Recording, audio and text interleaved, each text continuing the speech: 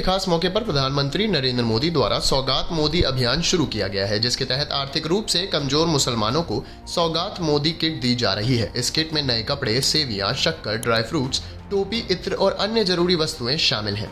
इस अभियान के तहत देश भर में 32 लाख जरूरतमंद मुसलमानों तक मदद पहुंचाने की योजना है और 32,000 मस्जिदों में इन किटों का वितरण किया जाएगा। पटना समेत कई राज्यों में बीजेपी कार्यकर्ता इन किटों को तैयार करने में जुटे हुए हैं। बीजेपी का कहना है कि ये पहल प्रधानमंत्री मोदी की सबका साथ, सबका विकास और सबका विश्वास की नीति को दर्शाती है।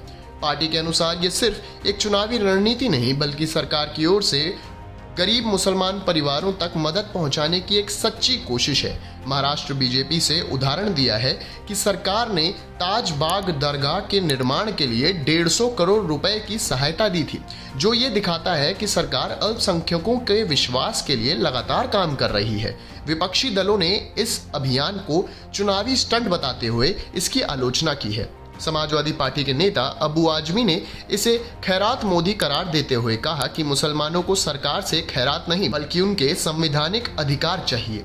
उन्होंने सरकार पर आरोप लगाया कि वह मुस्लिम समुदाय के अधिकारों को कमजोर कर रही है और उनके खिलाफ हो रही हिंसा पर चुप्पी साधे हुए है। टीएमसी ने भी इस अभियान पर तांज कसते हुए मुसलमानों के साथ मजाक बताया और सवाल उठाया कि यदि ये पहल वास्तव में सरकारी योजना का हिस्सा है तो इसे सौगात मोदी के बजाय सरकारी सौगात क्यों नहीं कहा जा रहा। विपक्ष के आरोप पर प्रतिक्रिया देते हुए बीजेपी नेताओं ने कहा कि उनकी पार्टी हमेशा राष्ट्रभक्त मुसलमानों के साथ खड़ी रही है और जरूरतमंदों की मदद के लिए कोई भी कदम उठाने से पीछे नहीं हटेगी।